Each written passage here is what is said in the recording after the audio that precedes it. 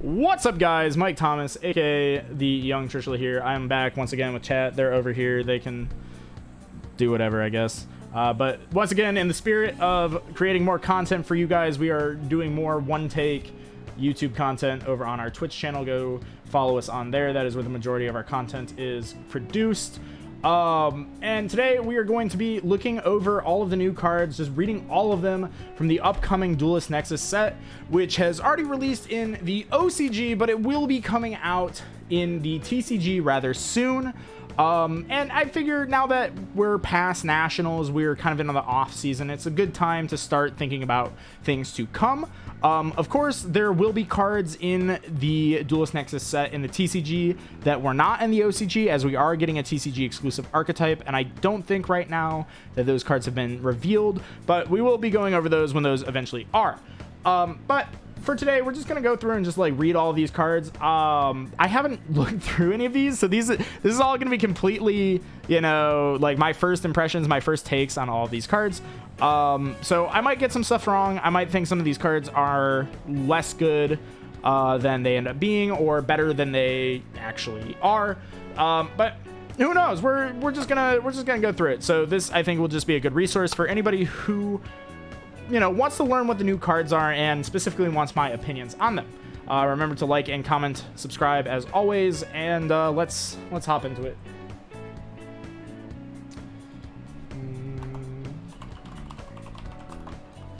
Okay, so I've got the set list up here. I think the first card is, where is it? Magicians of Bonds and Unity. I'm just going to be going down from the OCG set list from 00 all the way down to JPO 80. Shout outs, of course, to Yugipedia for compiling this very nice set list that we are able to, go through and read from. So shouts to them. So the first one is Magicians of Bonds and Unity. Cannot be normal set. Must be special summoned from your hand by having 25 or more cards in your graveyard. While your opponent has 25 or more cards in their graveyard, this card gains 2,500 attack and defense. This card is funny. It is funny. Wow. That card's awful. Maybe if That Grass Is Greener was legal in the TCG, maybe it would have like some merit, but I highly doubt it. But that card is very funny. So Wheel Synchron. I do think that there's some like 5Ds themed kind of support in this set. At least that's what I've been told. So it looks like we've got Wheel Synchron here with his little dual bike. Forgive me, I don't know anime terms. If this card you control is used as synchro material, you can treat it as a non-tuner. So tuners that are optionally non-tuners are always good, but it is a level 5, so you would have to cheat this out. You can only use each of the following effects of Wheel Synchron once per turn. During your main phase, you can immediately, after this effect resolves, normal 1 level 4 or lower monster. You cannot special summon a monster from your extra deck this turn except for synchro monsters. You can banish this card from the graveyard, then target one synchro monster you control. Reduce its level by up to 4.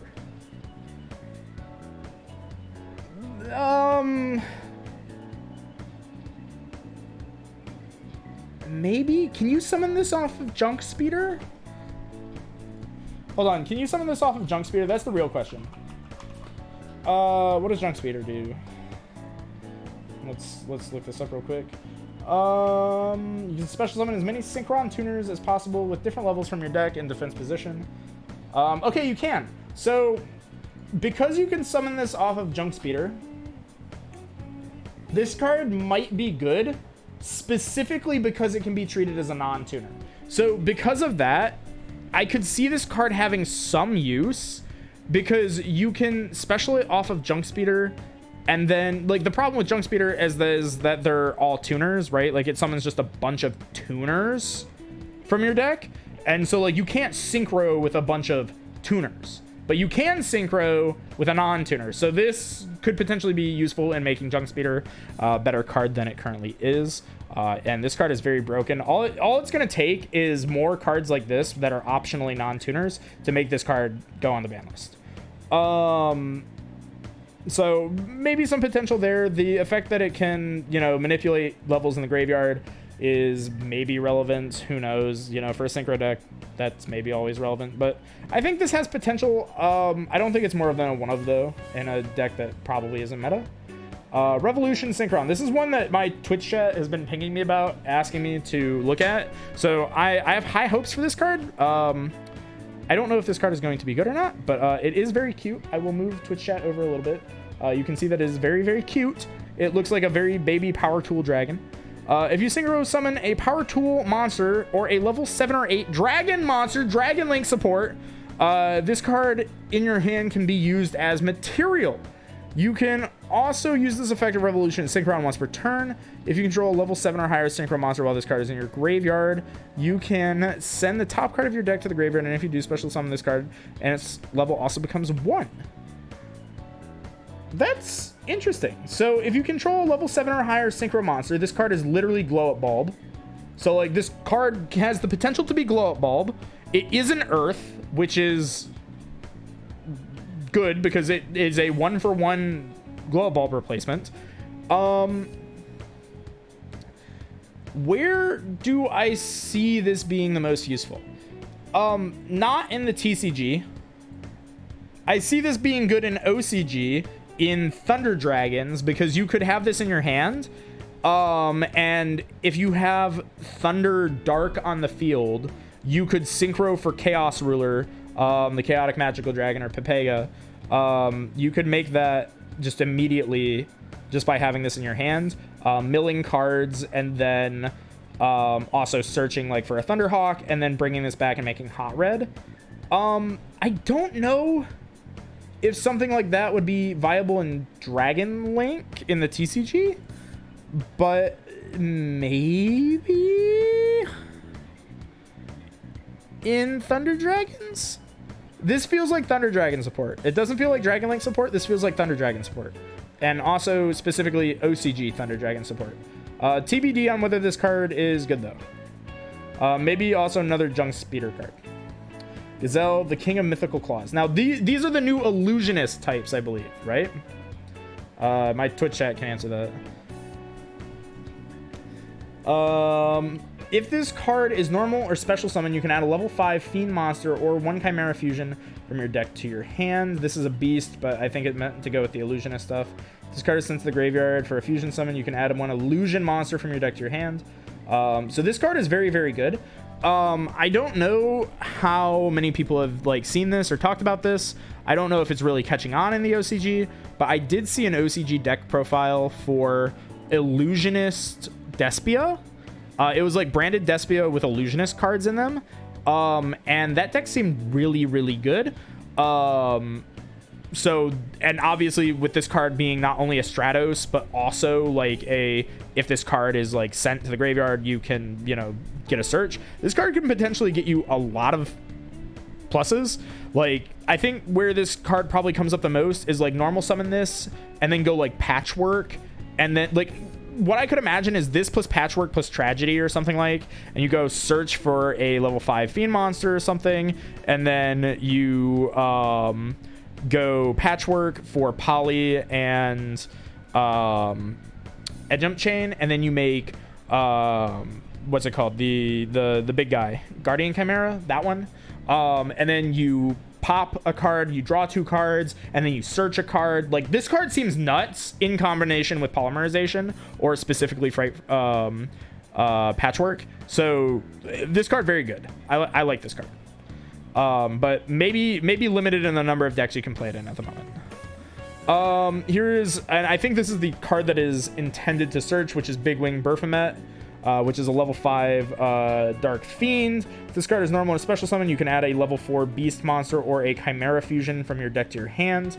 Also, you cannot special summon monsters from the extra deck for the rest of this turn except for fusions. So that restriction, of course, following with Branded Fusion as to why you would mix it with that deck. If this card is sent to the graveyard for the fusion, for a fusion summon, you can target Illusionist monster in your graveyard, special it back. So again, you know, more floating, more recursion, definitely a solid card. Also, it's interesting to note that this card searches for any level 4 beast. That could potentially be game breaking in the future because level 4 beasts tend to be pretty good. Same thing with how like this one is balanced by the fact it's level 5. But Gazelle, King of Mythical Claws, searching for level 5 Fiend monsters. That is now a very relevant level and type combination to look out for in the future. So whenever we see level 5 Fiends, you know, we have a Stratos for them now, just for the rest of time until that card maybe gets hit, which I doubt it will. Now we have Cornfielddal. This is, I think, the first illusionist monster they revealed. Maybe the second. If this card battles a monster, neither can be destroyed by that battle. So this card, like, I think that's just all illusionist monsters kind of do this.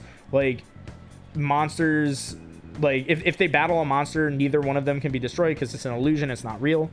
You can only use each of the following effects once per turn. You can discard this card, add one monster that mentions Chimera Fusion from your deck to your hand, except for Cornfielddal.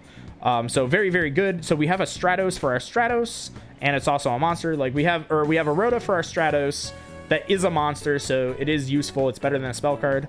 When your opponent activates a card effect that targets a card you control while Chimera the Flying Mythical Beast, or while you control Chimera the Flying Mythical Beast, which is the original Chimera the Mythical Flying Beast. Quick effect, you can banish this card from your field or graveyard, negate that effect, and if you do, destroy this card. I assume that there is something that counts itself as Chimera.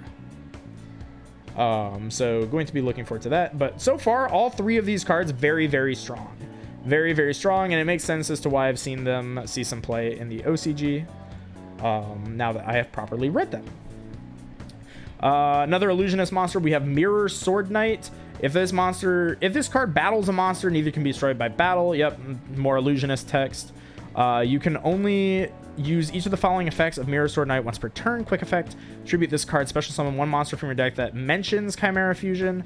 So this one's not too bad. This is Lone Fire Blossom for cards that mention Chimera Fusion, which is pretty interesting because I believe Big Winged Behemoth can trigger off special summon. It can. So potentially you play Mirror Sword Knight as well. I'm not sure if you're going to play this one or not, but being able to go Mirror Sword Knight into Big King Behemoth and search any level 4 beast could potentially be something scary in the future, depending on, you know, how the game pans out.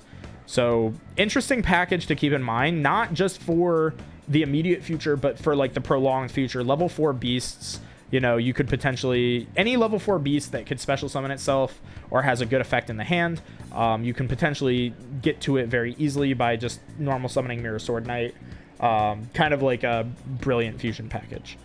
So something to keep in mind. When a monster your opponent controls activates its effect while you control Chimera, Mythical Flying Beast, etc., you can banish this from your field or graveyard and negate that effect.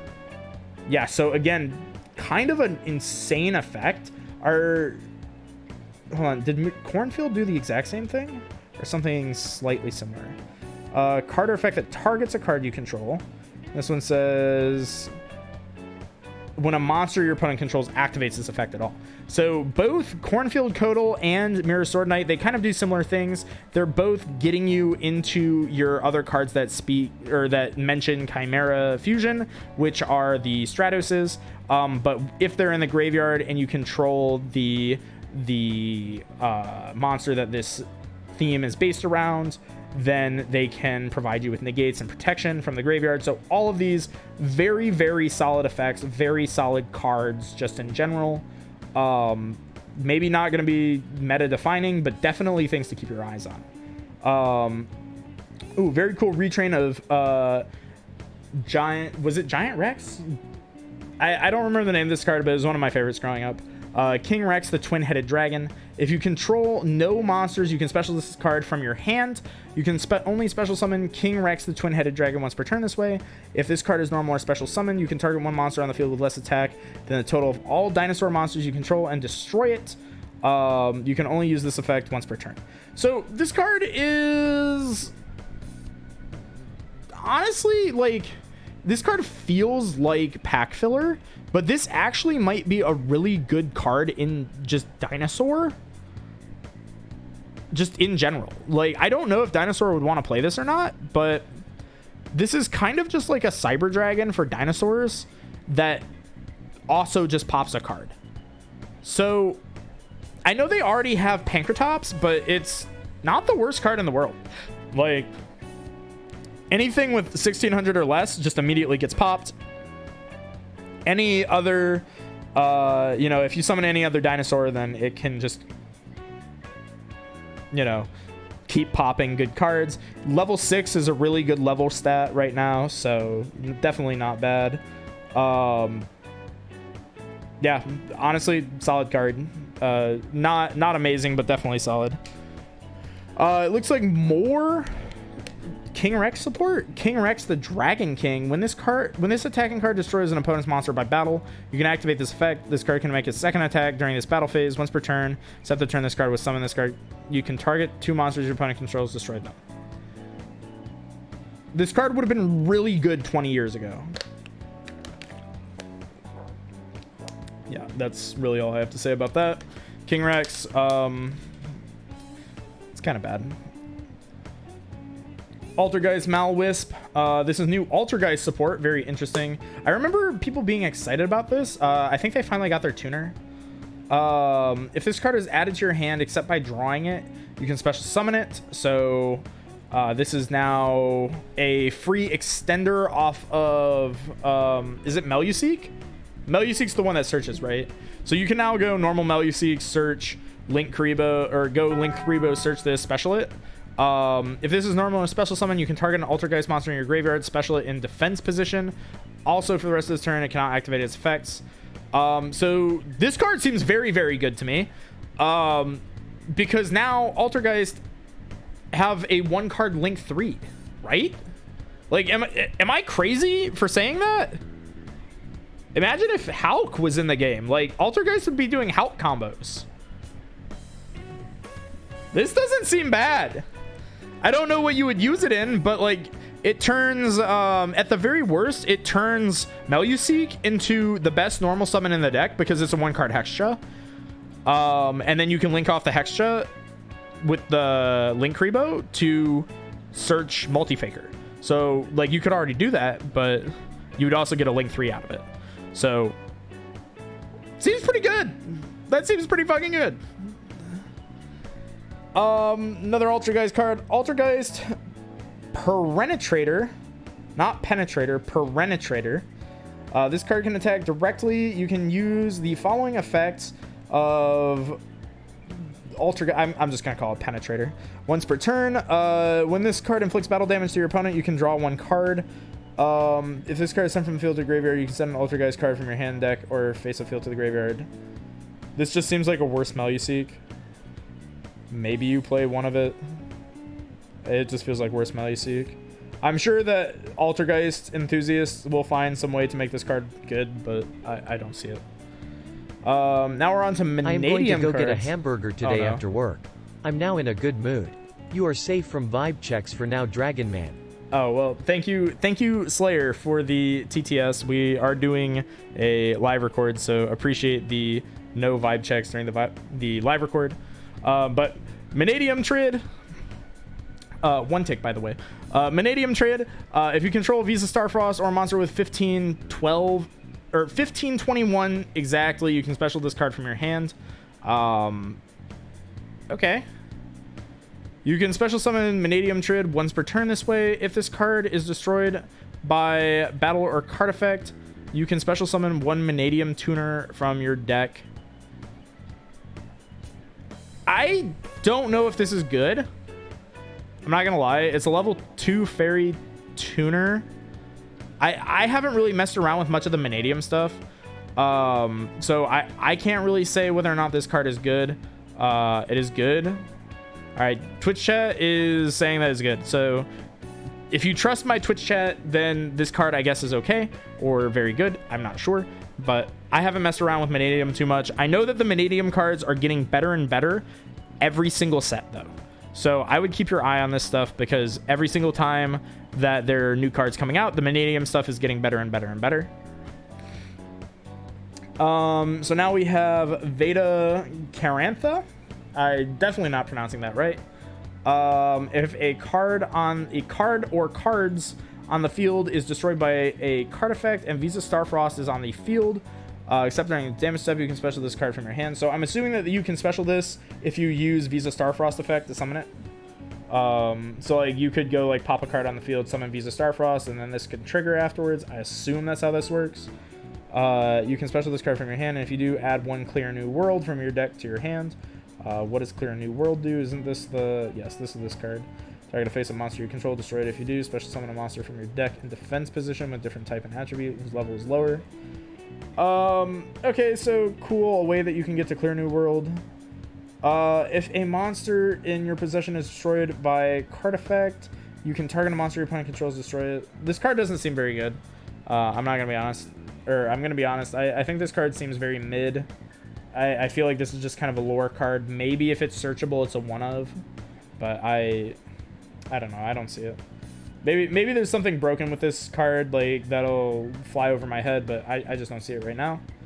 Oh, okay. Now we're moving on to the Infernoble Knight support. So far, we're only like 12, 13 cards through this, but like so far it's a lot of archetype support. A lot of archetypes are just getting support. A lot of people are really excited for the Infernoble stuff. So that's what we're getting into right now. So Ricard Detto is a new level 1 warrior tuner effect monster. 500-0. You can banish this card from your hand or grave. Special summon 1 level 4 or lower fire warrior monster from your hand as a tuner. That's not too bad. Way to get monsters out of your hand, and Infernoble is definitely appreciated for them, because sometimes they brick on having too many monsters in hand. So not too bad. If this card is normal or special, you can target a level 4 or lower fire warrior in your grave, except this card. Special summon it. Also, you cannot special summon monsters for the rest of the turn except warrior monsters. Locking yourself into warriors doesn't sound great, but I think that's kind of Infernoble's new thing, is that they lock you into warriors so that you're not abusing like Halkarorodon shenanigans anymore, even though those don't exist in the TCG. You can only use 1 of this card's effect per turn, and only once that turn. So you can't use both effects in 1 turn. I think this card is like okay. I think the fact that it can, it's a wolf bark, so that's not the worst thing in the world, but I don't know if that makes this good. I assume that what they're doing is they're potentially going into Iselle and summoning this and then getting something back, and then they're continuing to play from there. That is what I assume that this card would do. So it's a cool option for you. But the restriction of locking yourself into warriors could be potentially a bit too restrictive to make that like truly good. Infernoble Knight Turpin. While this card is an equipped card, if the equipped monster is used as synchro material, you can treat it as a tuner. You can only use each of the following effects of Turpin once per turn. If you control a monster equipped with an equipped card, you can special summon this card from your hand or graveyard. But if it is summoned from the graveyard, banish it when it leaves the field. If this card is in your graveyard, you can target 1 more monster you control, equip it to this card. So it treats its equipped material as a tuner, right?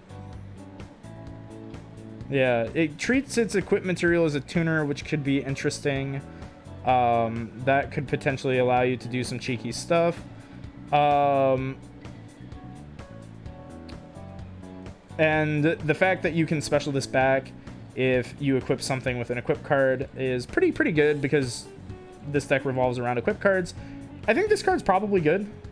I'm not really an Infernoble player, but I would assume that this card is pretty good.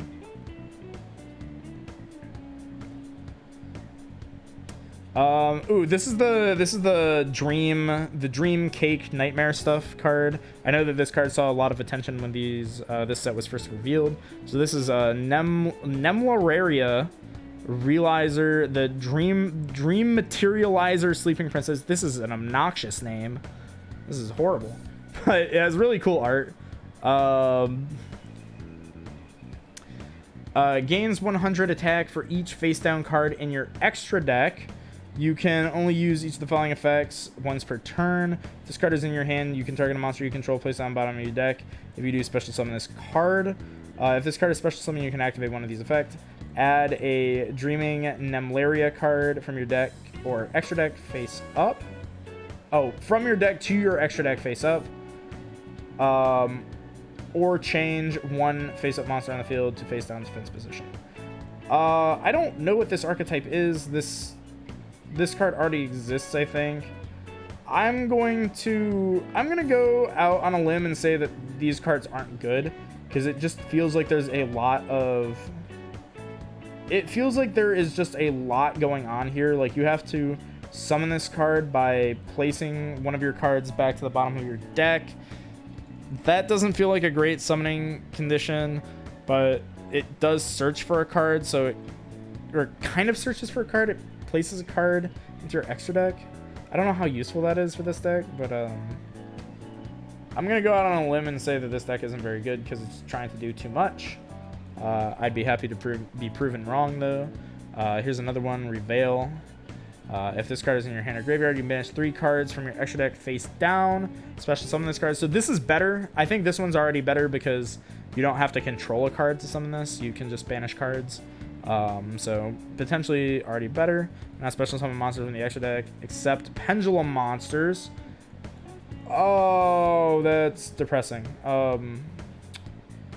Cannot special summon monsters from the extra deck, except pendulum monsters. Yeah, that, maybe if we were in Master Rule 3, this would be better, but this is, at the moment, not good. You can send one other level 10 beast monster from your hand or face-up field to the graveyard. Set one Nemlaria trap from your deck. This is giving me mutant vibes, I'm not gonna lie. This deck is already giving me mutant vibes. It's just got big, beefy monsters that, like, have weird restrictions to summon themselves. And then, like, they set trap cards. This feels like kind of like Table 500 stuff. Definitely cool art, though.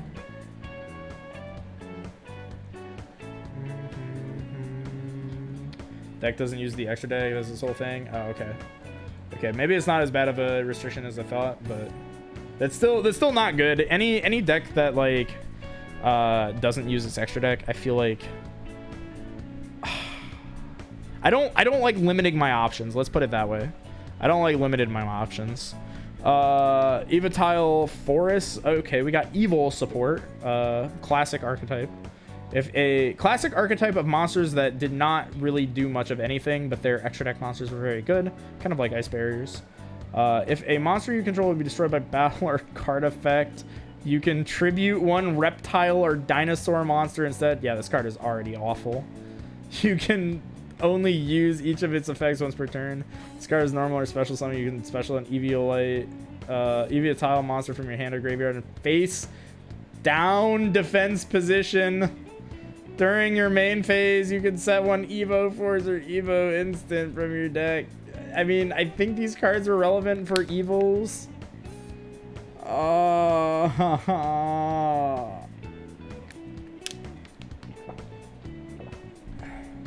Tribute an Eviatile monster. Special summon one Evilsaur monster from your deck. I mean, okay, I see what they're doing with this special face down thing. It's probably so that you can't trigger on summon effects. But, like, it gives you the body to tribute for Evo Force. So it's probably just a way of balancing this card. But, it's probably pretty bad. Hopefully, maybe the other support will be good. Let's not write it off yet. If this card is normal or special summon, you can set one Evolutionary Bridge or Evo Singularity. I don't know what these cards do. There's extended literature here. Okay, these cards don't seem very good. Evo Singularity, is this one good? I feel like this one was good. So you're gonna Eviatile and Evilsaur monster in your graveyard, then make Logia. Okay, this card makes Logia. Okay, so we're off to maybe a good start. During your main phase, if you control this card that was special summoned by a fire monster's effect or normal summon. You can send a fire, reptile, or dinosaur monster from your deck to the graveyard. Then you can make the type and level of 2 monsters on the field become descent monsters. I mean, this isn't horrible. This card is pretty good.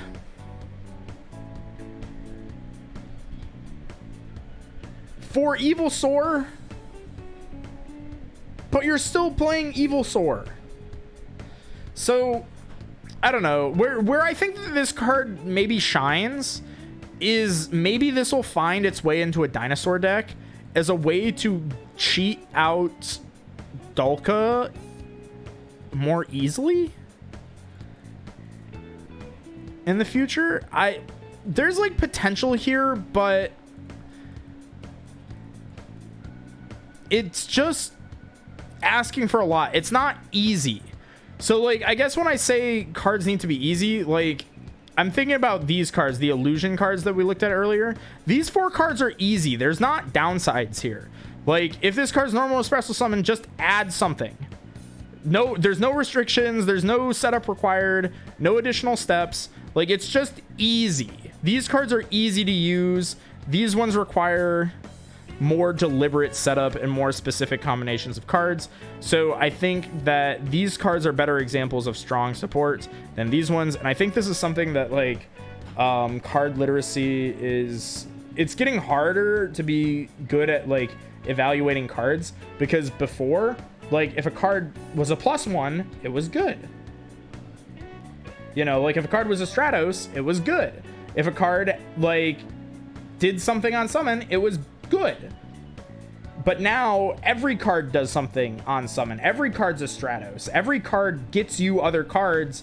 So now you have to evaluate the context in which you're getting those cards and how good are those cards that it's getting you, and so on and so forth.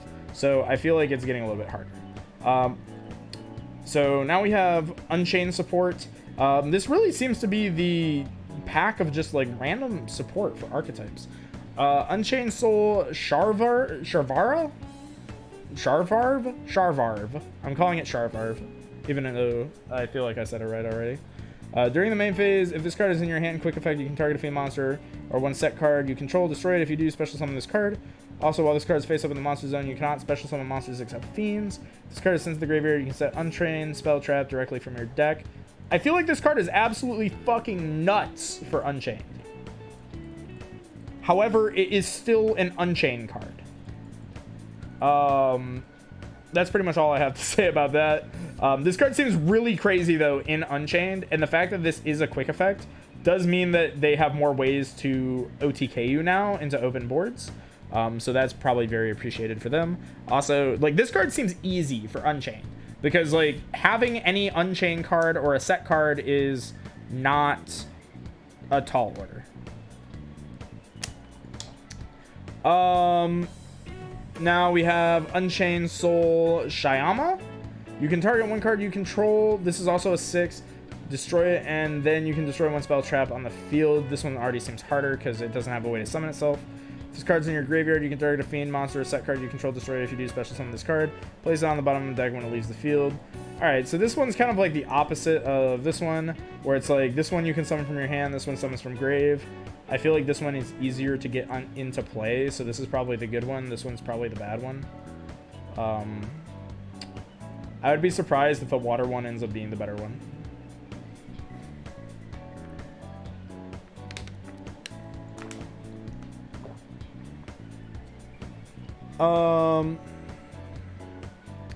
Let's see. We have new. This looks like Drytron support. Ultimate Knight Alpha Ursatron. This is always treated as both an Earth Stardic and a Drytron card, so it was kind of right on that. Cannot be normal set, of course, because it's a Drytron. Must be special summoned by card effect. If you control an Earth Stardic or Drytron monster other than Ultimate Knight Alpha Ursatron, you can special this card from your hand. Not bad. Then add an Earth Stardic or Drytron spell trap from your deck to your hand. This seems very good. This card seems very good. this card seems very good. I really don't have anything else to say about this card other than this seems very good. This is yet another copy of Alpha and Zeta Rastaban for Drytron, because you can now, you know, like you can open, let's say Alpha Zeta, right? Standard YouTube combo in Drytron, and you go Alpha pitch Zeta and you get, you know, hit with something, or you go Zeta pitch Alpha, whatever. And they ash you on your Zeta. You can always now say that that's fine, and then you know, use the other one, tribute it out, summon your Alpha, search your ritual monster, summon this, and then you can either get the field spell or Nova, or Meteonis, and you can just get into whatever you were missing. So this card seems very, very good. Also, it kind of helps you fix those weird hands where you just have Delta, like just Delta or just Gamma or something. Because now you can special this out, and then you can like search Nova, and then Nova's specials for a name, and then that name not only is something that you can tribute for, but you can also, you know, resolve a search effect. So this seems very, very good. However, Drytron has been very, very hit, because they got rid of the cards that like they got rid of Ava. So this is a very good card though, and Bestials unfortunately make Drytron not very good, but very, very good card for that deck. Rescue Ace Preventer.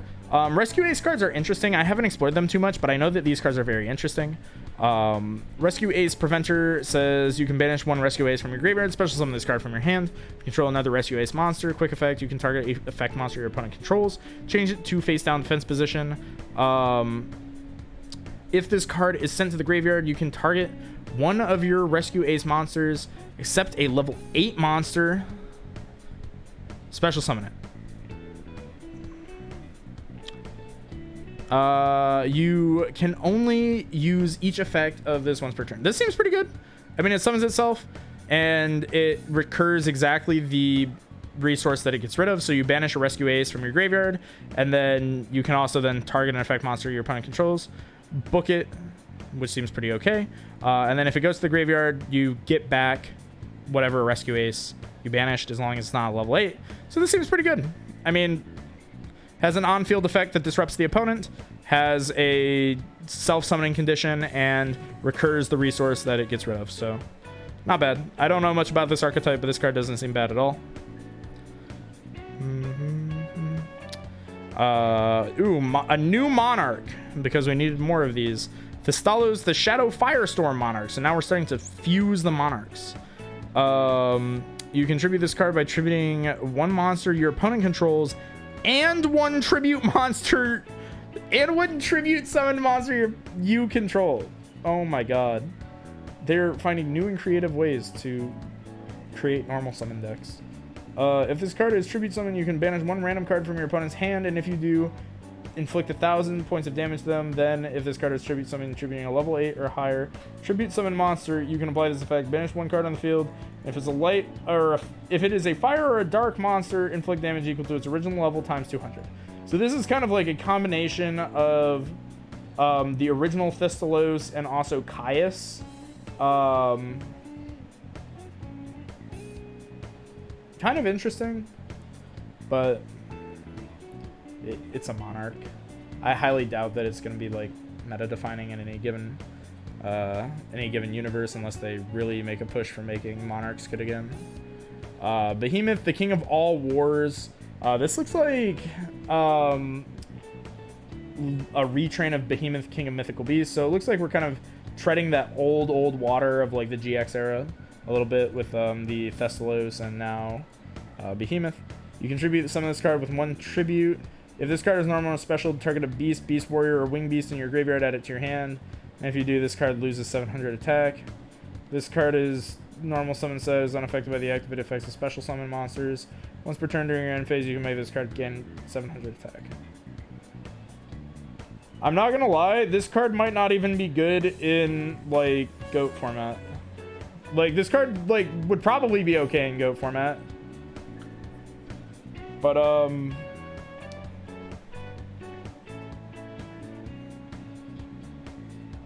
yeah, this card seems kind of bad. This card seems very bad. We got Nightmare Magician up next. If this card battles a monster, neither can be destroyed by battle. Okay, it's an illusionist monster, so this is just illusionist text. At the end of the damage step, if this card battled an opponent's monster, you can take control of the opponent's monster. So it's kind of like a bootleg Go-Yo Guardian. Once per turn, at the start of damage step, if this card...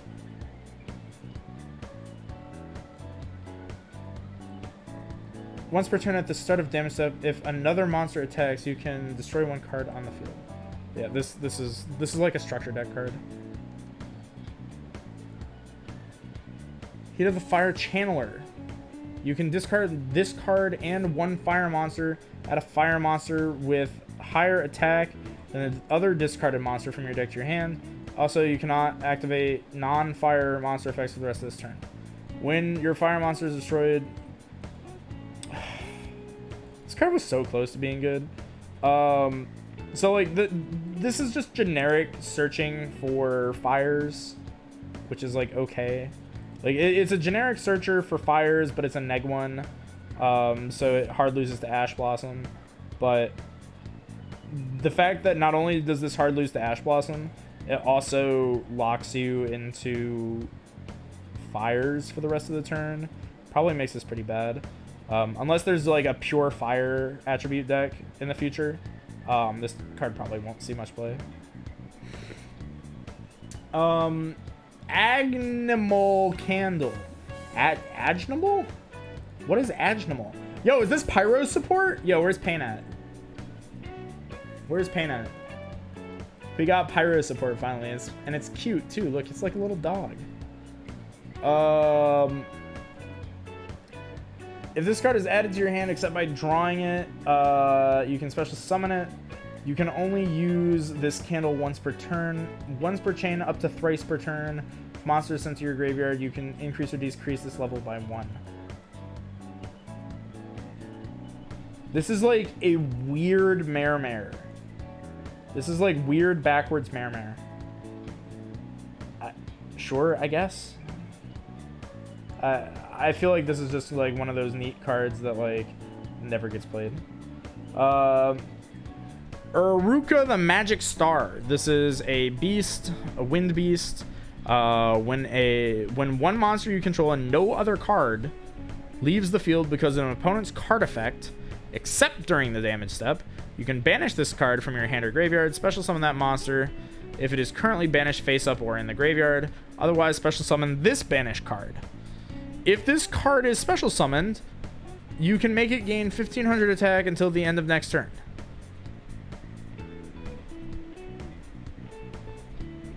What? This just seems horrible. This just seems like Monster Reborn.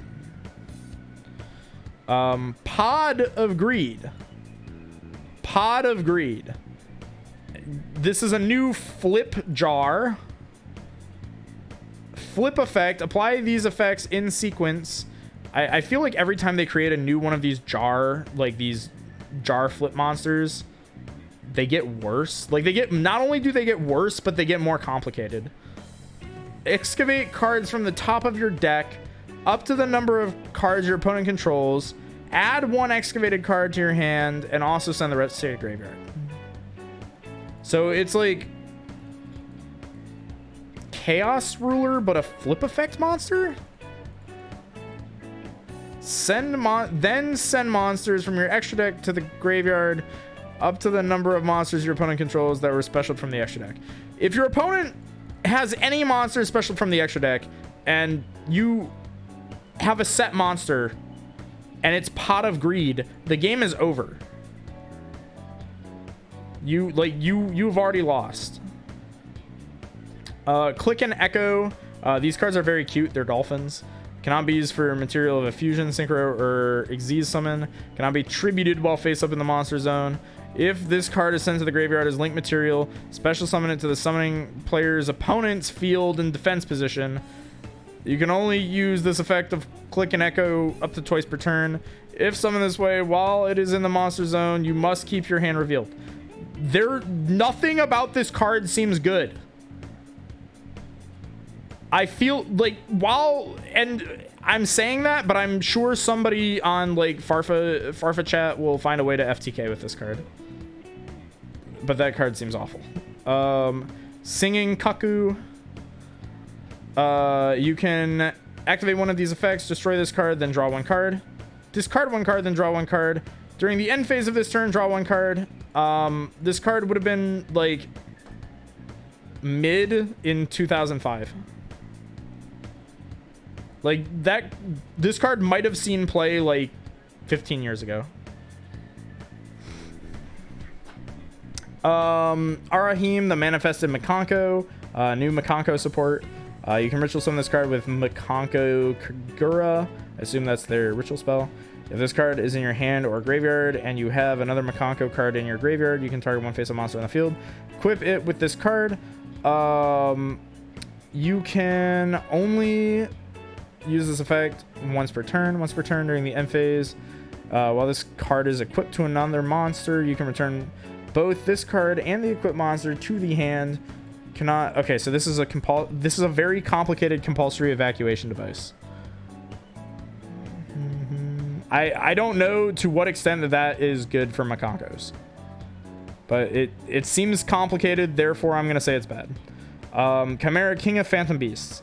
So now we're getting back into the illusionist stuff. I think that is probably all of the main deck monsters from this set we've now gone through.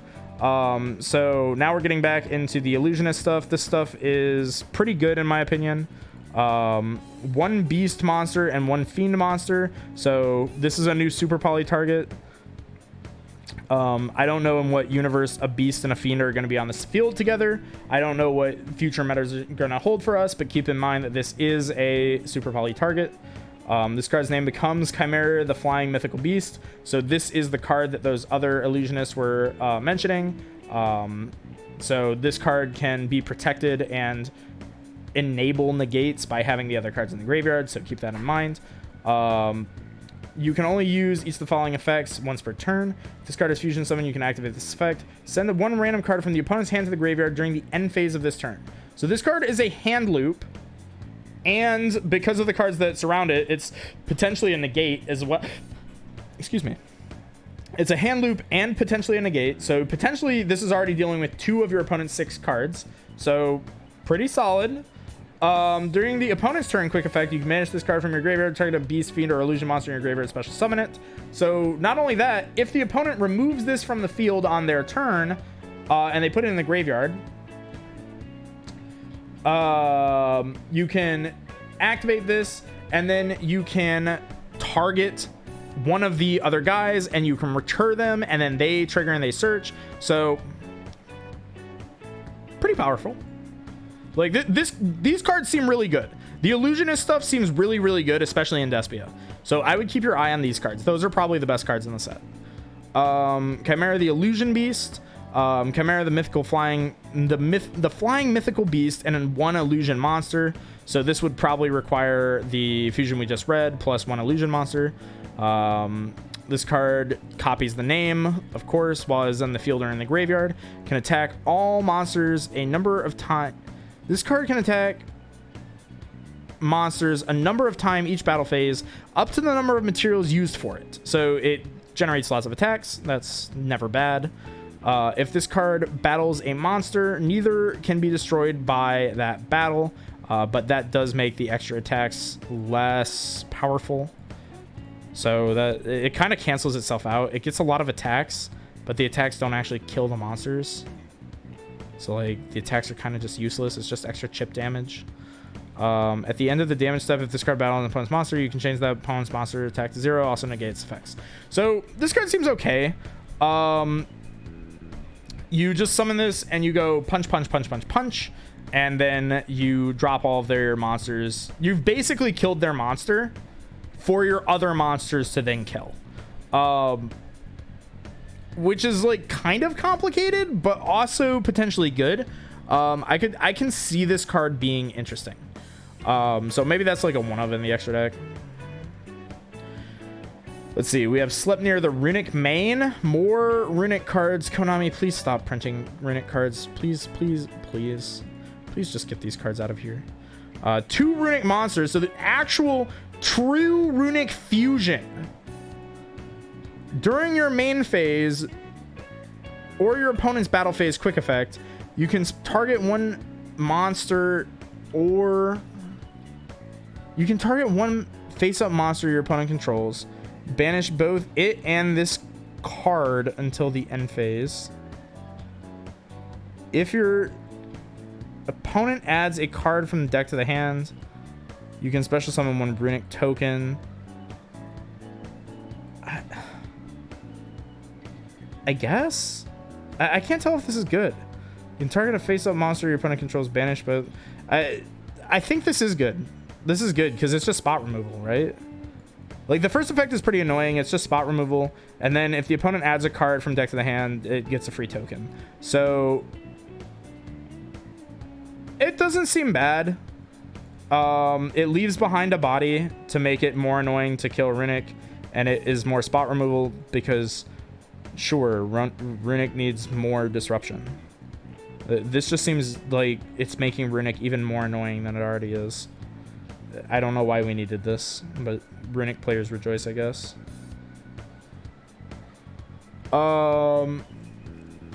Magnum the Reliever. One monster special summon from the extra deck and one monster in the hand. So this is not a super poly target. Interesting to note. You can target a polymerization spell or fusion spell in your graveyard, place on the bottom of the deck, draw one card. When another card or effect is activated, quick effect, you can banish polymerization or fusion spell from your graveyard, throw one card on the field, destroy it. This just seems like more Despia extra deck support. This seems like a very, very good set if you are a branded Despia player. I can't lie, like, there's so many good fusion stuff in this deck, or like in this set. Cosmic Quasar Dragon. Okay. One tuner synchro monster, two non-tuner synchro monsters. This feels very difficult to summon. Feels like a YouTube combo card. Must first be synchro summoned with the above materials. Once per turn, you can target face-up cards onto the field up to the number of monsters used as synchro material for this card. Negate their effects. This effect's activation and effect cannot be negated. Quick effect, you can banish the synchro summon card, special summon one dragon synchro monster from your extra deck. It requires 2+ non-tuner synchro monsters material. So this feels like a very complicated Dark Ruler no more. I feel like if you were able to summon this card going second, your opponent's board didn't do anything. So like, I think the idea on this card is it's like a cosmic Blazar for going second. Like, you summon this and then you negate the opponent's board and then you tag out into one of the other Quasar dragons. But I feel like you're never going to play this card because if you can make it going second, you've probably already won. You've probably already broken their board because like the requirement for summoning is so steep.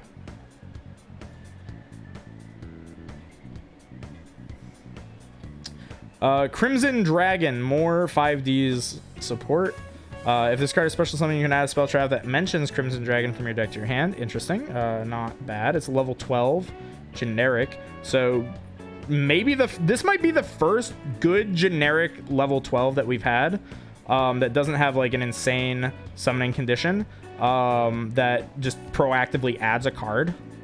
Whether or not those cards are good are yet to be seen, but you know, interesting to note. It's also a light dragon. You can target a level 7 or higher synchro monster on the field, except Crimson Dragon, return this card to the extra deck. And if you do, special summon one dragon synchro monster from the extra deck with the same level as the targeted monster. This could potentially be good.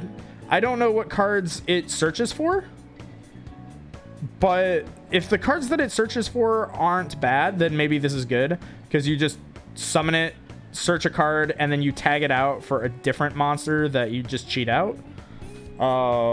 It can summon King Calamity on the opponent's turn. Oh, if that's true, then that's just crazy. But King Calamity is what, a level 12? So you need 2 level 12 monsters. But you can't target another Crimson Dragon. So maybe you target Ultimaya Zolkin or something with this. This is interesting. There's probably some really degenerate stuff that this card can do, would be my guess. Manadium gets it done. I see. Virtual World support. Could be Virtual World support. My guess is that a lot of this stuff is like low-key Manadium support. And speaking of Manadium support, I think this is the Manadium support. Visa's Amritara? Amritara? Something like that. 1 tuner plus 1 light monster, level 8. So not too hard to get out, but it is a warrior synchro tuner. Interesting to note. This card's name becomes Visa Starfrost. You can only use each of the following effects once per turn. If this card is synchro summon, you can add 1 spell trap that mentions Visa Starfrost from your deck to your hand. There are so many cards that mention Visa Starfrost. This can add an absolutely insane number of cards. Holy. This just searches the entire lore. During your main phase, you can destroy 1 monster you control. Also, for the rest of this turn, all synchro monsters you control will gain 800 attack. I don't think that's crazy. However, I do know that there are a lot of cards in the current game that would appreciate being destroyed, and just having a generic activator to destroy stuff doesn't seem bad, especially in something like Visa Starfrost. And the fact that this can just search an insane number of cards is crazy to me. Like, this can search Perla Rhino. Like, right? Like, Perla Rhino can search Visa Starfrost, right? I'm pretty sure it does. Yeah, no, this card's just crazy. Like, I don't know what broken stuff that you can do with this, but like, it can search a lot of stupid stuff. I already know that that card's gonna be a problem. Angelica, Princess of Noble Arms, more Noble Arms support. If this card is special summon, you can add 1 Horn of Oliphant. Okay, what is Horn of Oliphant? Emerald searches every field spell and a lot more spells. Yeah, it seems kind of crazy. Horn of Oliphant, this is a trap card for the Infernoble deck. I don't know how good this is. Let's just read it, I guess. This video is already probably like an hour long. Banish an equip spell you control in your graveyard. You can destroy 1 card on the video. Or on the video. Like, see, I'm already losing it. Destroy 1 card on the field. Destroy 1 rolling monster you control, then special summon in defense up to 3 fire warrior monsters from your deck. Wait, what? This is... I think the second effect seems bad, like, because I don't know why you would do that on the opponent's turn. But it just kind of searches a pop, so maybe it's a one-of. Or 1 card that mentions Infernoble Knight Emperor Charles. Okay, that's much better. From your deck to your hand, so this card's probably good already. It just searches a card. When this card or effect is activated that targets this card or targets a card for attack, quick effect, you can send a fire warrior from your deck to the graveyard, and if you do, banish this card. Till the end phase, that effect doesn't seem very relevant. You can then special summon 1 rolling monster from your deck or extra deck. You probably just weave this in. I don't know what cards are going to mention Infernoble Knight Emperor Charles, but there's probably several. So I wouldn't be surprised if this card just searches something really strong. And worst case, it can, I guess, search the funny trap card too. Ursardic Polar Star, a new level 1 synchro. Very cool for Ursardic because they are getting new support. Cannot be synchro summon, must be special summon from your extra deck by sending 2 monsters you control with a level difference of 1 to the graveyard, 1 tuner and 1 non-tuner. You can tribute 1 level 8 Ursardic monster from your hand or field. And this card, special summon level 7 Ursardic synchro monster from your extra deck, ignoring its summoning conditions. If you do against this effect, your opponent cannot activate the effects of special summon monsters from the extra deck that have a level. That seems insane. I don't know how good this is, because like a common theme of me evaluating these cards is like, if it seems way too complicated, it's probably bad. But this card has a floodgate. And you might find they might be pushing Drytron in the direction of actually finally supporting Earth's Arctics. So maybe we'll finally see some like Earth's Arctic Drytron hybrid that like just floodgates the opponent completely and then loses to Link decks and Bestials. So Dragon Link, it seems, will have an amazing Drytron matchup in the future. That is my Dragon Link prediction of the video. My Dragon Link prediction of the video is Drytron loses to Dragon Link. Gaia Blaze, the Force of Blazing Sun. Random Gaia support. There's so much legacy support in this set. I think almost every card that we've read has referenced a previous archetype or monster. Almost every single one of them. So this is kind of insane. Except for the Illusion. Well, no, even the Illusionists reference old cards. Like, this is crazy. But it is a Pyro card, so Shadow's Pain. So this is a generic level 7. When this card, when this attacking card destroys an opponent's monster by battle, you can activate this effect. This card can make another attack. Okay, it is 2023 and we've printed Blackluster Soldier. Congratulations. At the end of the battle phase, you can target fire monsters in your graveyard up to the number of monsters this card destroyed by battle, add them to your hand.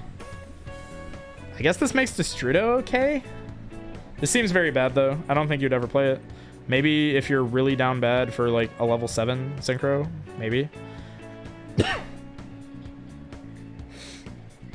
New Evilzar. Evilzar Raz.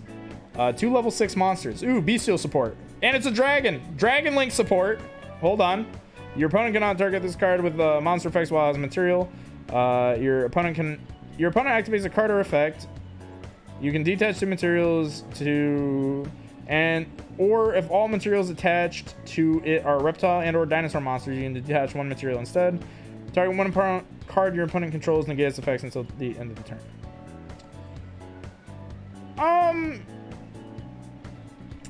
I want to say that this card is mid. I want to say it's mid, but where I think this card is actually good is that it gives you...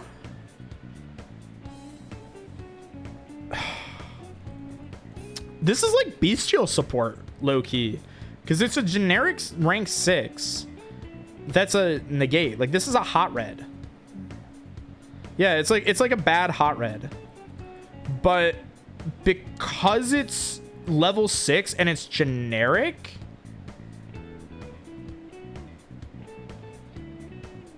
this doesn't seem bad.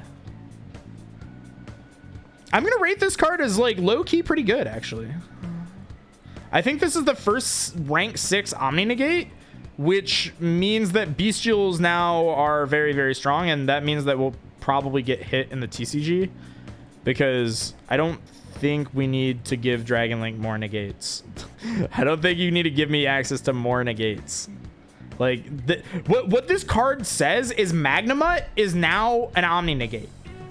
Like, if you Magnuma in the opponent's end phase, you search like Saronir or something, you summon Saronir, you just overlay into this, you are safe. You are protected from 1 card effect. So that's not bad at all. And it's a dragon. So if I'm playing Dragon Link in my dragon strategy, I can put 2 Bestials on the field, give myself protection for my plays, and then after I use this, detach my materials, I can then link this off into like Romulus or something. So this doesn't seem bad, like, at all. This surprise. I have found my support card of the set. Perfect.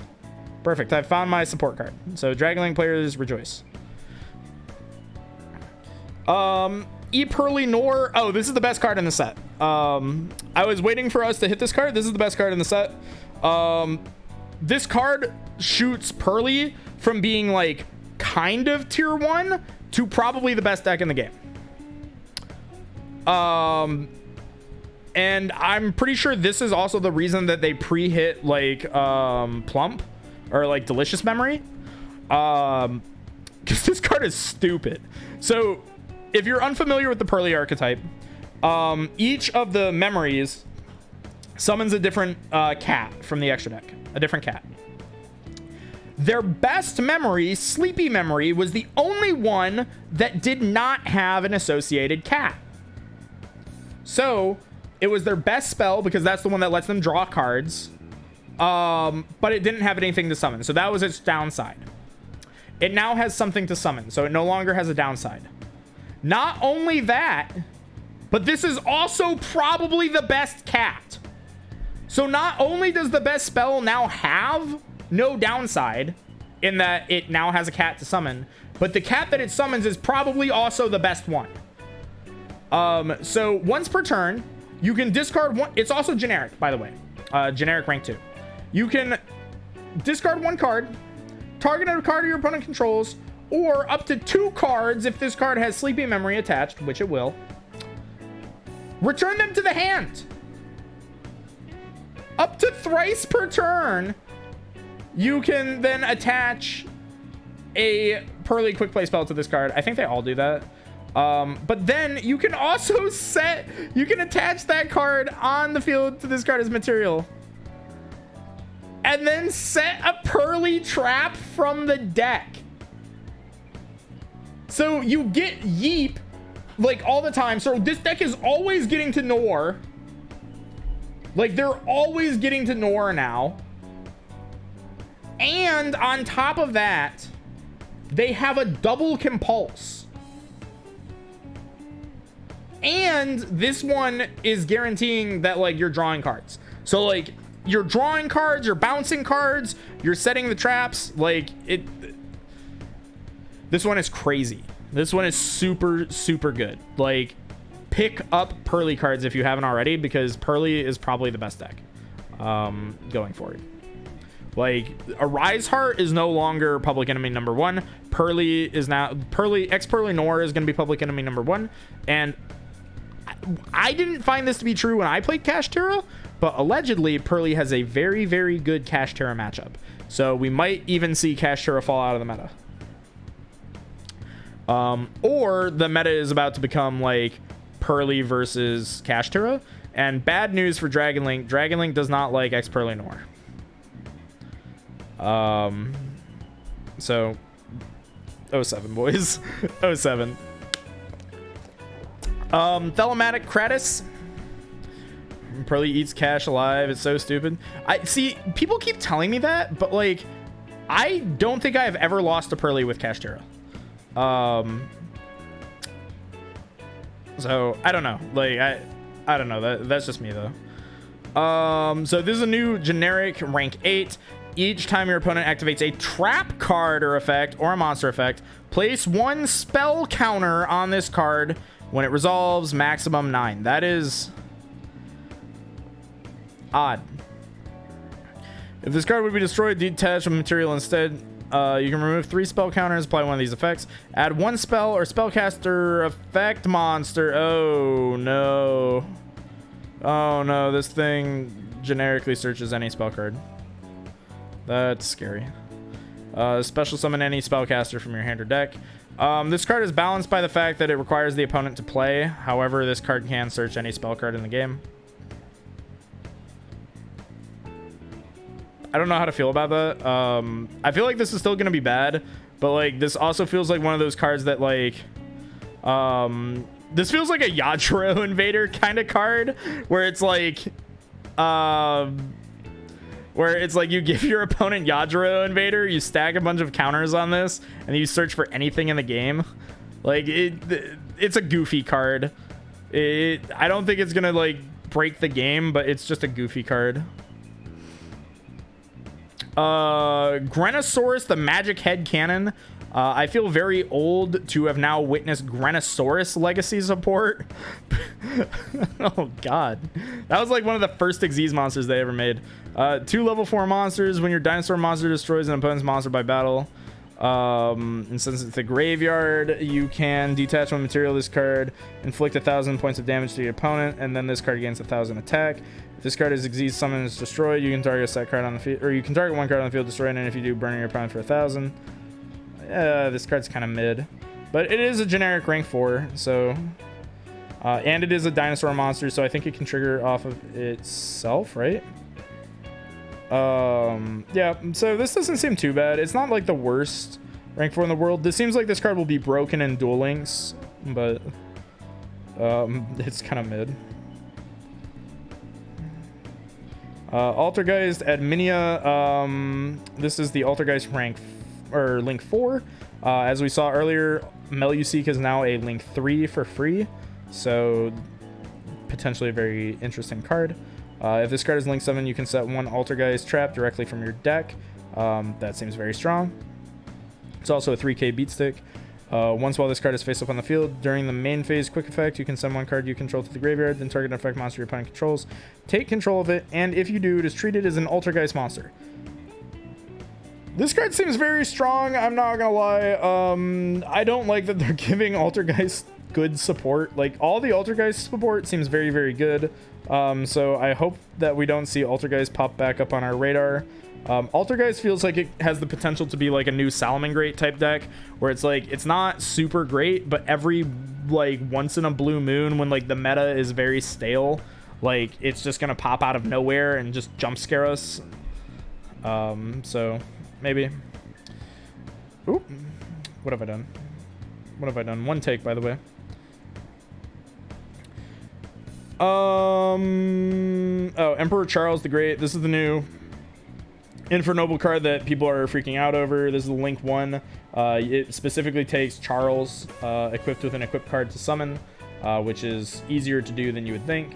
If this card is link summoned, you can target an Infernoble Charles in your graveyard. This card's name becomes that target's original name, gains its original effects. They then equip that target to this card as an equipped card and give it 500 attack. Once per turn, when a spell or trap card effect is activated, you can send an equipped spell from your hand or face of field to the graveyard, negate and destroy it. So people are freaking out about this. They're saying like, oh, Infernoble is crazy. I think Infernoble is actually very, very mid. I don't think any of the new support has actually made Infernoble better. Like, it fixes some of the problems that they have now that they've lost like Halcyon or Rorodon, in that they actually do stuff now. But the problem they have is they still can't go second. Like, you are just so reliant on your non-engine cards. I don't think Infernoble is going to be that big of a problem. I wouldn't worry about this stuff too much personally. It just feels like this is kind of like a jump scare.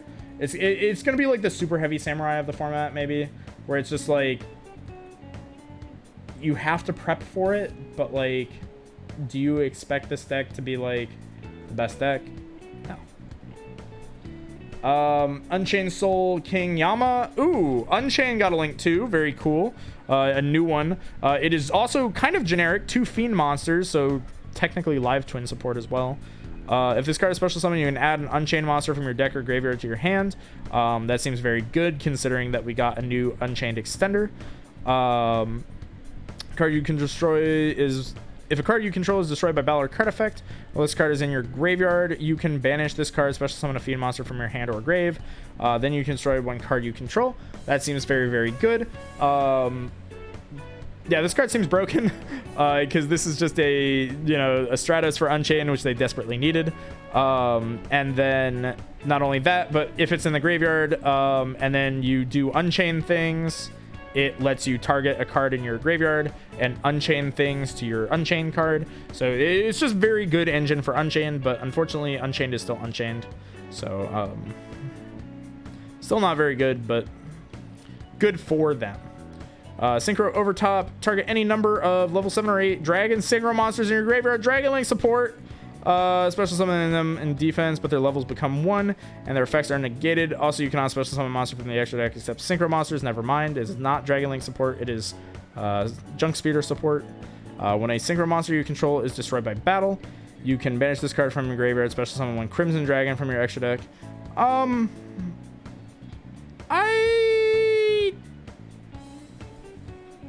This has the potential to be a Soul Charge. So, like, I don't want to call this card bad because it is technically Soul Charge. However, you already have to have a bunch of level 7 or 8 dragon synchro monsters in your graveyard. So, it's an awkward soul charge. And you can't link with them. And they're all level 1. And their effects are negated. And they're in defense position. I want to say that this card's bad. Like, this card feels like a very hyper-specific soul charge that probably makes it bad. Because you can't use it early. It's not a flexible soul charge. It's a very specific soul charge. Synchro World. I feel like this was in the anime. Each summon monster is synchro summon. Place 2 signal counters on this card. Then, if this card in the owner's control is destroyed by an opponent's card effect, you can special summon Crimson Dragon from your extra deck. Lots of ways to cheat out Crimson Dragon, it seems. You can remove 4, 7, or 10 signal counters. Apply the appropriate effect. Increase or decrease the level of a monster by 1. Special summon a tuner from the graveyard. Okay, that one's kind of okay. Special summon 1 synchro. This card seems ass. This card seems very, very ass. Chimera Fusion. This card we've heard referenced. So this is the Illusionist spell. During the main phase, fusion summon 1 fusion monster from your extra deck using monsters from your hand or field as material, including a beast or fiend monster. So somewhat generic quick play fusion spell. During your main phase, if this card is in your graveyard and you have Chimera, the mythical flying beast, your field or graveyard, you can activate one of these effects, add it back to your hand, banish this card. If you do, special summon 1 Gazelle, King of Mythical Beast, and Behemoth from your deck or graveyard. I don't know if you would play Gazelle and or Behemoth, but if you did, this card can special them for free, so that's pretty cool. But the fact that it can add itself back to the hand is probably what makes this card really, really good. So, yeah, this seems solid. Seems solid. Like, the good card archetype has a good card. Who would be surprised? Jurassic Power. More Rex Raptor type cards. Dinosaur monsters you control gain 300 attack. You can normal summon level 5 or higher dinosaur monsters without tributing. You can send... Oh, that's... Is that interesting? I don't think that's interesting. But... I don't know. Maybe if this was stapled on a better card. You can send 1 dinosaur monster from your hand face up the graveyard. Add a dinosaur with 1200 defense from your deck to your hands. Yeah, that card sucks. The world is 1. Activate one of these effects. Special summon 1 monster with 1521 from your graveyard. So this card is Visa Starfrost support. So this can get any of the Visa Starfrost. So like... or any of the Rhino Hearts. Not too bad. Shuffle 5 of your monsters that are banished face up on your field and or in your graveyard into the deck. Special 1 Visa Starfrost and 4 monsters and 4 of the hearts. And if you do, special summon a Visa Synchro monster from the extra deck. This seems awful. This seems awful. The only thing that it seems good for is the Monster Reborn effect. And only if you can search this card, so... The second effect is bad. The first effect maybe is okay, but it seems very specific. Pristine Planets. Activate this card. Okay, so this is probably the last planet that we get. Activate only if this card, if Visa Starfrost is on the field. That immediately makes this card very bad. A field spell that can only be summoned... or a field spell that can only be activated if a monster is on the field that is already requires you to pop another card. So just to activate this card, you have to invest 2 cards. And one of them has to be a specific card. Once per turn, if a monster you control is destroyed by battle or card effect, send to the graveyard, activate one of these effects. Special and defense, 1 tuner. Shuffle one of them into the deck, draw a card. Shuffle this card into the deck and add a field spell from your... This card's awful. This card's awful. Infernoble Arms All Mace. While this card is equipped to a monster, you can equip 1 Infernoble Arms equip spell from your deck or graveyard, except Infernoble All Mace. to one appropriate monster you control, then destroy this card. If this card is sent to the graveyard, because the equipped monster is sent to the graveyard, you can target one of your fire warrior monsters that is banished or in your graveyard, add it to your hand. You can only use one Infernoble Arms all mace effect per turn and only once that turn. I think this one is okay. Which, hold on, I have to like reread it. Equip and is this? Oh yeah, this is the Rhoda for the Rhoda. So kind of the new theme of like Infernoble is they gave them more Rhodas. So this one, Rhoda's for Durandal. So now you have a Rhoda for the Rhoda in the Rhoda deck. Very cool. Noble Arm Museum. All fire warrior monsters you control gain 500 attack. Once per turn, you can bid 1,200 life points. Add one Noble Arm card from your deck to your hand, except Noble Arm Museum. Once per turn, if the previous effect was applied this turn, you can target one Noble Knight monster card in your spell trap card zone, special summon it. Also, if you activated this effect while you did not control Charles, you cannot special summon monsters except warrior monsters. So this is a field spell that Rhodas for Noble Knight cards, or like the Noble Arms. This is an Infernoble Arm. So now you can start terraforming into Museum, into All Mace, into Durandal, into a monster. So you can Rhoda for Rhoda to Rhoda for Rhoda that gets you a monster. We have hit 4 layers of Rhodaception. I think Infernoble is like... Alright, let's talk about consistency for a second. You know how people talk about consistency in Yu-Gi-Oh? There's a subset of the community that believes consistency means that you see the specific card that you want all the time. Those players also tend to be Infernoble players in my experience. They tend to be like the super heavy YouTube combo type players that play like decks that have like a bunch of small worlds and stuff in them, that they're playing specifically to so that they always see their specific card. This deck now has like 50 Rhodas in it. You are always seeing the Infernoble card that you want. I feel like there's going to be a subset of the community that is very, very happy with this deck. But I feel like the problem is that the deck is now over consistent because you're making sure that you always get the card you want, and then you still lose to Imperm on Iselle. So I don't know. I feel like this is like fake good. Like it's good, don't get me wrong, but like you're still... It's not fixing the problem the deck has. The deck didn't need more Rhodas. It already full combos off of any 2 warriors. It doesn't even matter what warriors they are. Emergency. This is a Rescue Ace card apparently. Special summon a Rescue Ace monster from your deck in defense position, then tribute 1 Rescue Ace monster from your hand or field.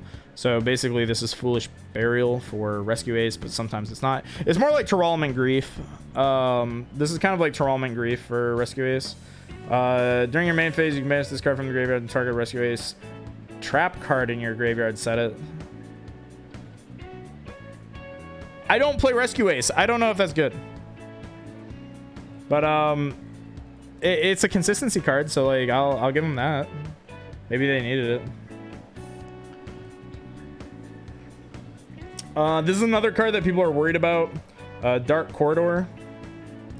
Add a Dark World monster from your deck to your hand, then discard 1 card. You can only activate 1 Dark Corridor per turn. This card is very, very, very, very, very, very good. Dark World did not need Rhoda.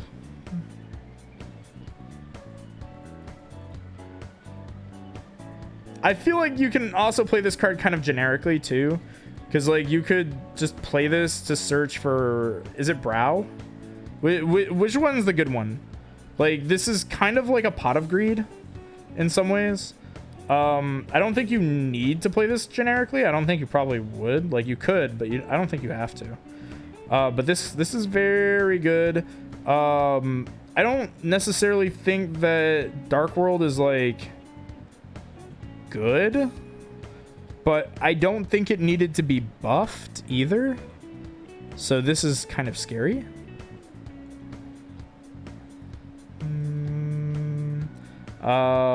Here we have now Tainted Treasure of Treason, Snake Eye. These cards were just revealed, I feel like.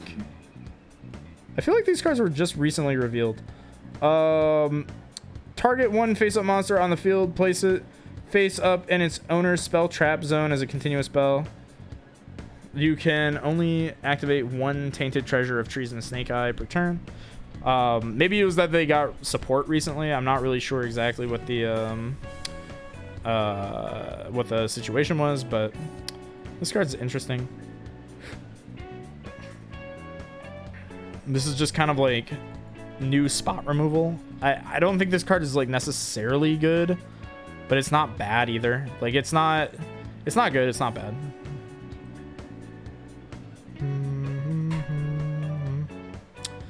Fusion Armament. Reveal one fusion monster in your extra deck, then special summon one of the fusion materials whose name is mentioned on the fusion or on that monster from your extra deck or the graveyard, but until the opponent's turn it cannot attack, and its effects, if any, are negated.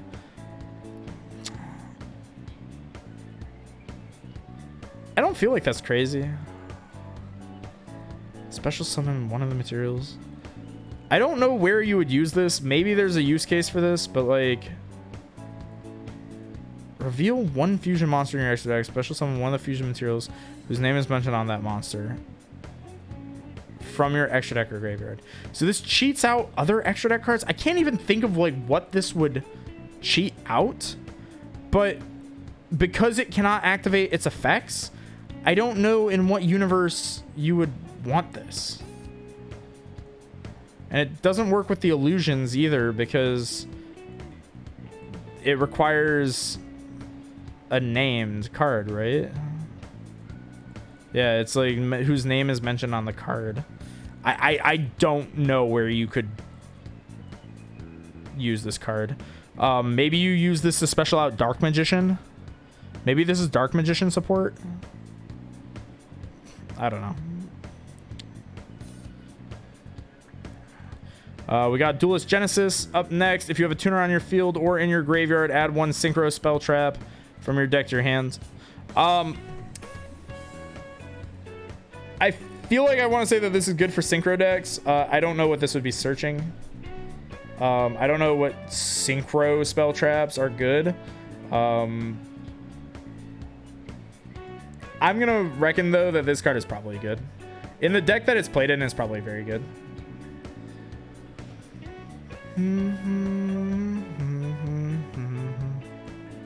Transcendental Evolution Pill Beta. More dinosaur support.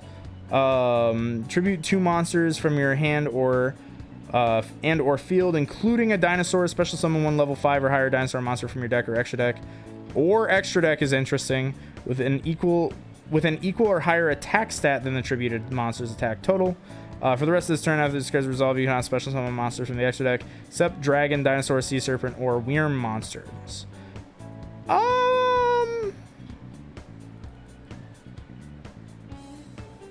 This seems like it's not bad. Can you search this off of Animadorned?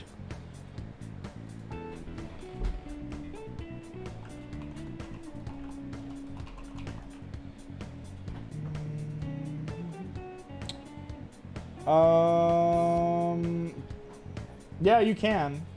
This is searchable off of Animadorned Archosaur, so maybe this is good.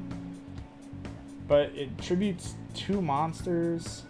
It still feels neg though, so I still feel like you're probably getting double evolution pill instead. Toko Sano, I cannot pronounce this. We're calling it Toko. Send monsters from your hand or face-up field to the graveyard whose total level equal 10. Draw 2 cards. This is another kind of like Destiny Draw type card. Those cards typically aren't super good in modern Yu-Gi-Oh, but sometimes they find their way into decks. Typically not super good decks, but like I could see this being played in the future. Over exaggeration. At the start of damage step, if a monster battles another monster, activate one of these effects. Change the attacking monster to defense position. Return the attack target to the hand. Destroy both battling monsters.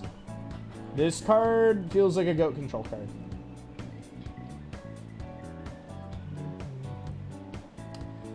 Million Century Ice Prison. Is this a Trishula card?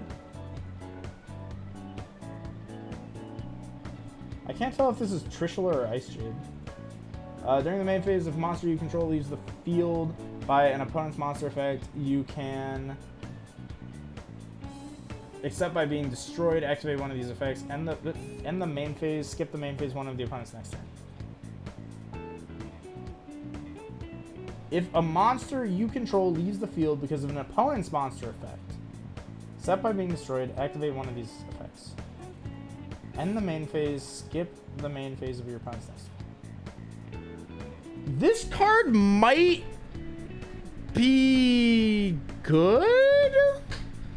I can't tell if this card is good or not. Like, this card actually might be good because it reminds me of the Ice Barrier quick play spell that, like, people cited sometimes. Yeah, like, it feels like a side deck card where it's just maybe in some matchups it would be okay. Like, you set it and your opponent, like, makes a Mirror Jade or something, and then, like, in the main phase, if they use it, you can skip their main phase. I don't know. This feels kind of bad. Like, it feels very easy to play around, but it could be like a gotcha type card. Aqua Chorus round. Banish a card from your hand, and if you do during your next standby phase, you can add up to 2 cards with that banished card's name from your deck to your hand. Ugh. If this card was activated while your opponent controlled no cards, you cannot activate cards or effects with the banished cards for the rest of that turn. This is awful. This is so bad. We're into the trap cards now, so we should be getting close to the end of Duelist Nexus. Scrap Iron Sacred Dragon. Target one of your level 7 or 8 Dragon Synchro monsters that is banished during your graveyard special summon, but return it to the extra deck during the end phase. Also, after that, set this card face down instead of sending it to the graveyard. If this set card in its owner's possession is destroyed by an opponent's card effect, you special summon Crimson Dragon. God, there are a lot of ways to cheat out Crimson Dragon, aren't there? You can only use Scrap Iron Sacred Statue once per turn. No, I'm not playing a trap card to do that. Altergeist Revitalization. New Altergeist trap card, so potentially interesting with the new support. Target an Altergeist Link monster in your graveyard, special summon it. You've managed this card from your graveyard immediately after this effect resolves. Normal summon an Altergeist monster. I feel like this is just worse than the one we already played, right? What's the name of it? They didn't need another Monster Reborn trap. Was it Manifestation? Is that the one they already play? New World Formation. Target a spell trap in your graveyard that mentions Visa Starfrost. Set it. And if it's a trap or quick play spell, you can activate it this turn. You can banish this card from the graveyard. Target 3 spell traps in your graveyard that mention Visa Starfrost. Shuffle them into the deck. If that said draw 1 card as well, maybe this would be playable, but yeah, I don't think that's very playable. New World Full of Stars. This feels like more Visa Starfrost stuff. The first time each monster you control would be destroyed by battle each turn while you control Visa Starfrost, it is not destroyed. During your end phase, if you control Visa Starfrost, you can target one monster in your graveyard. Shuffle it into the deck. Or if you control a Tune or Synchro monster, you can add it to your hand instead. This is, again, just bad. New lore. It exists to fill in some of the lore, I guess. Epic Poem of Charles. Oh, this is the funny one that people keep posting on Twitter, where it's like, if If you scroll in, it's like some VTuber or something, like, or an artist. They're just simping over Charles at their desk, like, because you can see their gamer computer and their gamer chair and the Charles everywhere. It's kind of cool. I like the art for this card. The card itself is probably bad. Reveal one Noble Arms equipped card in your hand. You do special summon an Infernoble Knight from monster, or Infernoble Knight monster from your hand or deck, then either equip it with the revealed card or send the revealed card to the graveyard. You banish this card from your graveyard, target an Infernoble Knight Charles you control, equip it with a Noble Knight monster from your hand or deck. It gives it 500 attack. If I was going to play this card, it's only because the art is really based, but the card itself doesn't seem that good. Nemlaria Louvre. Very cool art, but again, special summon, it's a trap card. It's probably not going to be good. Special summon a Nemlaria monster or a level 10 beast monster from your hand or deck in defense position. Return to the hand during the end phase. So this is a very slow way to now search any level 10 beast monster. Not that I think that that's ever going to be relevant. You can manage this card from your graveyard, try to face a monster your opponent controls. It loses 100 attack and defense for each of your cards that are currently banished face down until the end of this turn. Yeah, this is horrible. This is very bad. Valiance Wave. Master Phase. Is that the new master rule? Master Phase? Once per turn, if a card in the monster zone moves to another monster zone, you can activate one of these effects. All level 5 or higher Valiance monsters you control gain 1200 attack until the end of this turn. Send this face-up card from the spell trap zone to the graveyard. Target effect monster in your opponent's main monster zone. Place that monster face-up as a continuous spell in their spell trap zone in its same column. No. Yeah, we're not using that. Pearly Shirley. So this is a new Pearly Trap, which is interesting considering that we now have a way to set up to 3 Pearly Traps from our deck to our field with Nor. So potentially good. Target a Pearly Xyz monster you control, special summon one level 1 Pearly monster from your deck, but negate its effects. And if you do, special summon from your extra deck one Pearly Xyz monster with the same rank as the targeted monster, but a different attribute. By using the summon monster as material and treat this as an Xyz summon, you can apply this effect.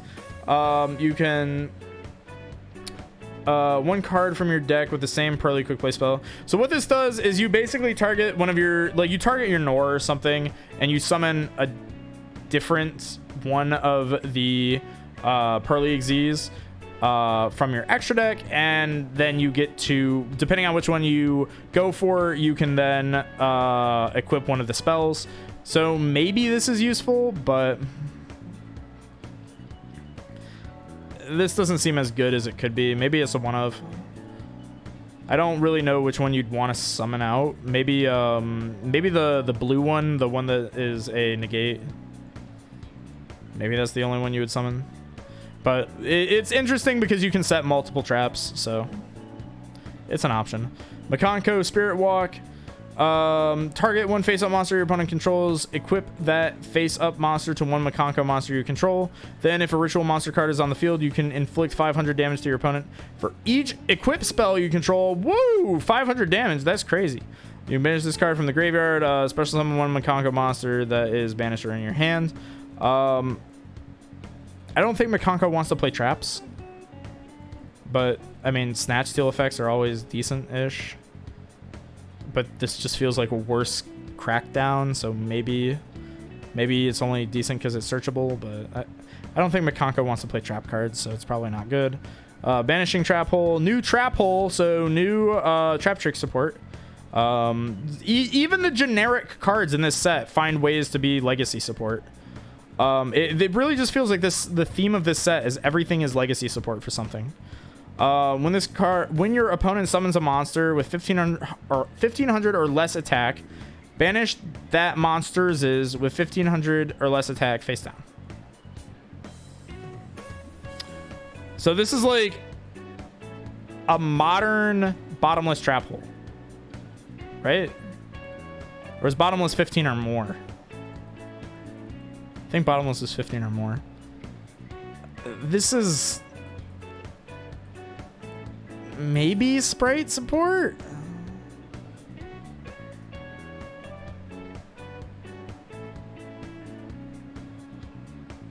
Or not sprite support, but sprite answer. I don't even know what you would be beating with this. Because like even like gigantic sprite doesn't get hit by this. Like you can't even hit gigantic sprite with this. It doesn't seem that good. Little opposition. Choose 2 unused main monster zone in the same column. Okay, so that means that you're choosing your main monster zone and their main monster zone in the same column. Apply this effect, then your opponent can apply it for themselves. Special summon 1 level 2 or lower monster from your hand or deck to your chosen zone in attack position or face down defense position. This is just like sprite. This is just like more copies of Sprite Starter. But like, I don't think you need that. This is like a really slow Sprite Starter, and I don't think the deck needs it, but maybe after losing Elf, maybe they do. So maybe. What level 2 monsters are broken? Are there any like level 2 floodgate monsters? Maybe Tetsudo or Ratnumen, maybe? Yeah, maybe actually that's where this card is useful. Jaugen would be, but wait, can Jaugen not be special summon?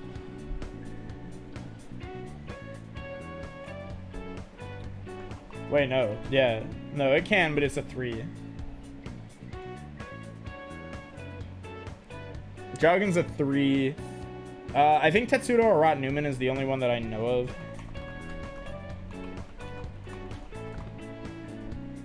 Because it's a level 1. Either player monsters, special summon monsters with 1800 or more attack. Italy is the level 2 one. Yeah, but it summons this to your field. That's the problem. So I can see little opposition being okay in combination with Tetsudo.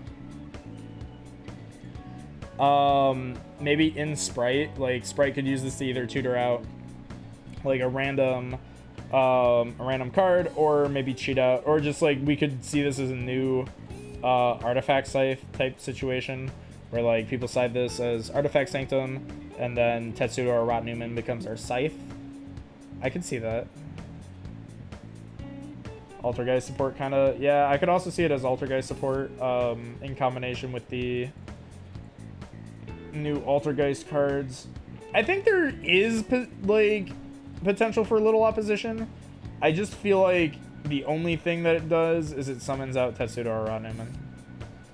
I don't know what else it would summon. All right, we got 2 more cards. Split Mirror of the Underworld. When you take damage from an opponent's attack or card effect, apply this effect based on type of damage. Battle. Special summon 1 monster from your graveyard with attack less than or equal to the damage you took. And if you do, end the battle phase after the damage step. Effect. Inflict twice that much damage to the opponent. This seems horrible. Bad trap. But I guess that makes our life easier. And for the last card, you're finished. Oh, wow. Convenient. Convenient that the last card of the set is called You're Finished. If 10 or more cards or effects have been activated this turn, special summon this card as an effect monster. It's a 3k, but set it back in your spell trap zone during the end phase. It is also still a trap. They had to clarify. Once per turn, when your opponent activates a card or effect while this card is in the main monster zone, quick effect. Destroy as many cards your opponent controls as possible, then set this card in a spell trap. Oh.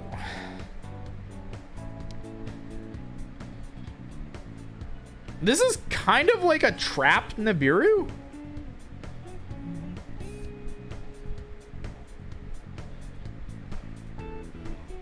Okay, here's how I see this card.